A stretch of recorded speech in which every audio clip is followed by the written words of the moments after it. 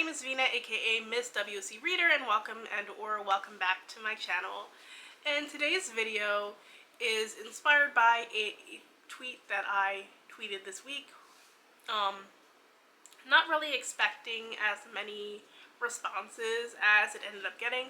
I was really just kind of ranting about my frustration with the state of books recently. So this year has probably been my worst reading year to date since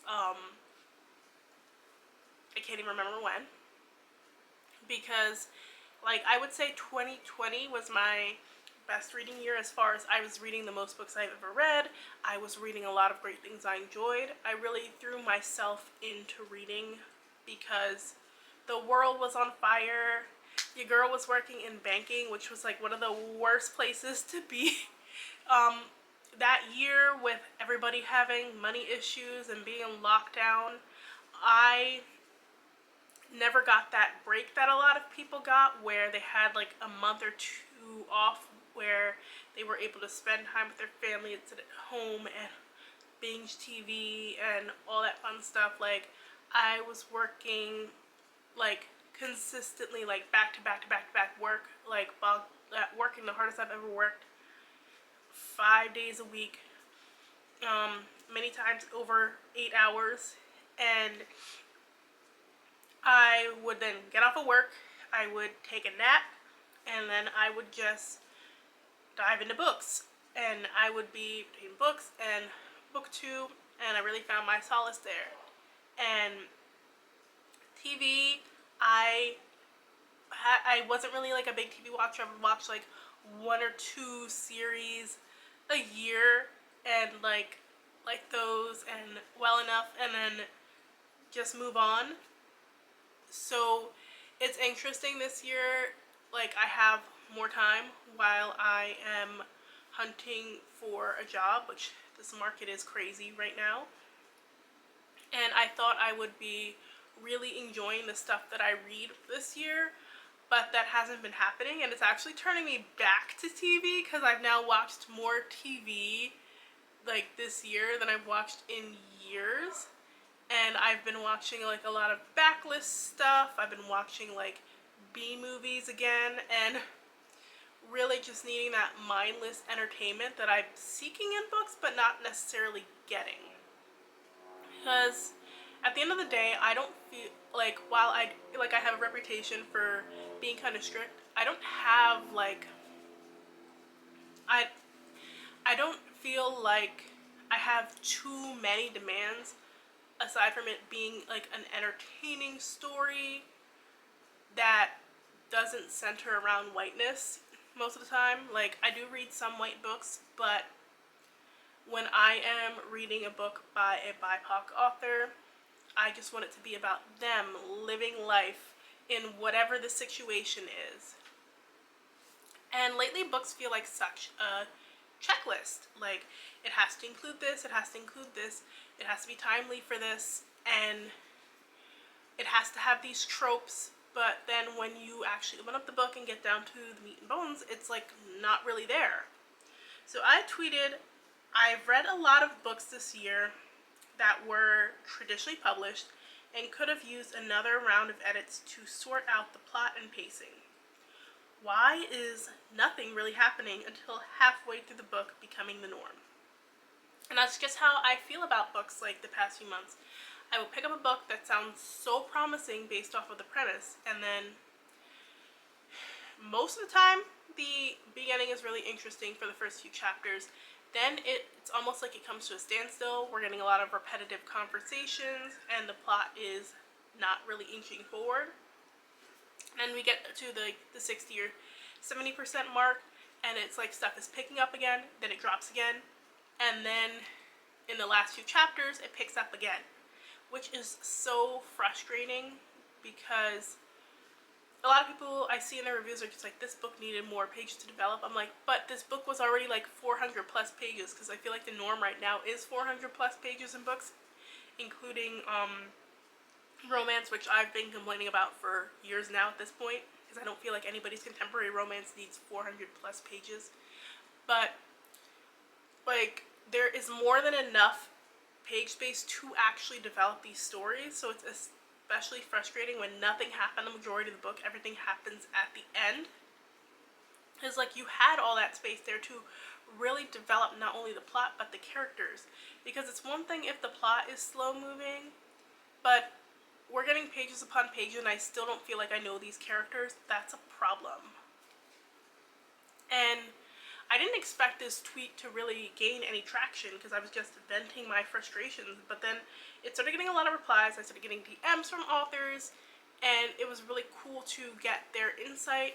I know one of the biggest issues right now is that the books just aren't being edited well because there's not enough editors to go around.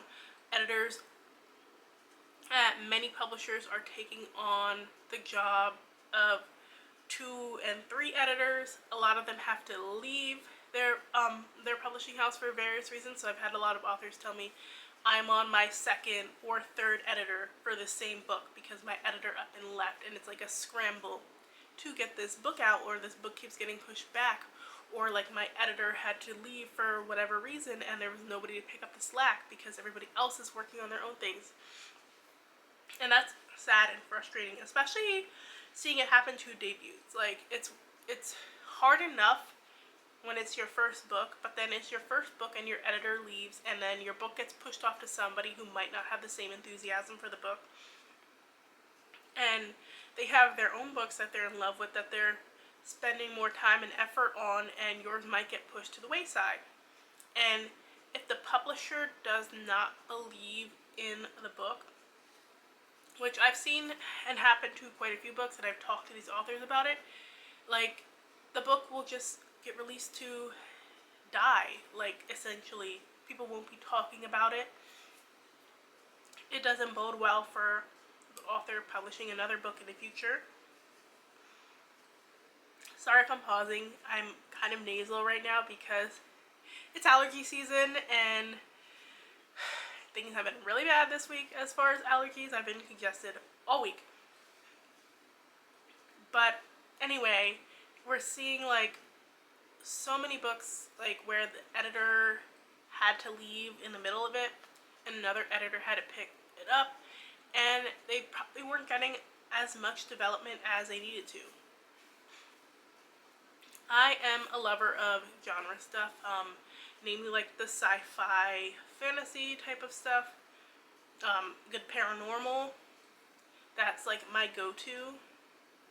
I joke that when it comes to TV, I am one of those people who falls in love with like genre shows that last 1 or 2 seasons and get canceled on a really upsetting cliffhanger. Like, I just want to be entertained. And it's interesting to see these books almost treated like TV shows now, because I watch a lot of those shows where the development is not where it needs to be as far as backstory and just the characters, and it's one thing to sit down and watch it like on meaningless TV when you're just there for quick entertainment and you're not trying to think too hard about it. It's another thing when you are reading a lengthy book and you have to pay closer attention to it, and you are trying to think about it, and you're coming up with so many questions that could have been easily answered but are not. Whereas the TV show is flying by, especially a lot of these shows that they're making for streaming. So I can take it there a little bit easier and not have as many questions unless I'm going to do a deep dive. And then I have like, that's usually when I end up starting to read fanfic, is when the show is not giving me enough. So I need to read fanfic where these writers are kind of developing things a little bit more. Books should not read like fanfic though, and I feel like I'm getting like some fanficky type books recently where the author was inspired by XYZ TV show or comic or movie, and we're supposed to go in just expecting to know these characters or know how they're going to act based off of this property. And it's like, well, if I didn't watch that TV show, I don't know how it was structured. I don't know these characters that they're supposed to be similar to. how am I supposed to connect with them? And like, you go into fanfic already loving the characters and not needing all that additional backstory. It's just not the same when they're trying to translate that to books. I have just been picking up too many fantasy books lately where we started off strong the first couple of chapters, premise was so interesting, and then we have the same repetitive conversation over and over and over and over again for pages on end. I'm not even at the 50% mark, and I've already checked to see when the book is ending like 5 times. It's a struggle to even want to pick up the book to look at it lately. And I feel really bad when it's a debut book because, like, I can't excuse it at all. Like, I know a lot of people will be like, well, I see the vision, so 4 stars. I can't do that. I can't. Like, I can see the vision, but it's going to have to be like a 2-star at this point because I do have to hold it to some standard. And I can't just say, well, the writing was good if, like, I wasn't entertained at all by the story, because for me, if the writing is good, that means at the very minimum, the characters and, like, the plot were moving, and I found something I was able to have fun and latch on to. I can't say the writing is good if I was bored throughout and didn't end up leaving the book not really feeling strongly about anything. And to hear these, like, authors talk about their book only got 1 round of edits is insane to me. To hear authors who do have the means talk about having to hire an outside editor is insane to me. I'm hearing querying authors say they are expected to have their manuscript already having undergone developmental edits prior to being queried, so they have to hire somebody who's going to go through and look at all that stuff for them before the agent will select their manuscript, because it's expected to then get like maybe 1 more round of edits and then go straight to the publisher, who's not going to give it as much attention as it needs to really develop. So, and my question becomes, what is the solution here? How do we make things better? Because ideally, we need to hit the publisher where it matters most, which is their bottom line, the money that they're bringing in. But will they then turn around, especially when it comes to marginalized authors, and be like, well, these books aren't really selling, so they're not really selling, we need less of them, and we're going to rely more on our white authors who are guaranteed to get us sales? Or, like, do we continue to just buy these books that disappoint us and continue to hype them up even when they don't necessarily deserve the hype? So then it just becomes the standard to have the books feeling underdeveloped and or edited. Like, I'm kind of at a loss of how we're going to mitigate this and how worse things are going to get before they start to get better. So let me know what your thoughts are in the comment section down below. I will also in the description box link my tweet in case you want to see like anybody's response or anything, because some of the comments were very interesting. If you liked this video, make sure and hit that like button. Thanks so much for watching, and I will see you guys in the next one. Bye!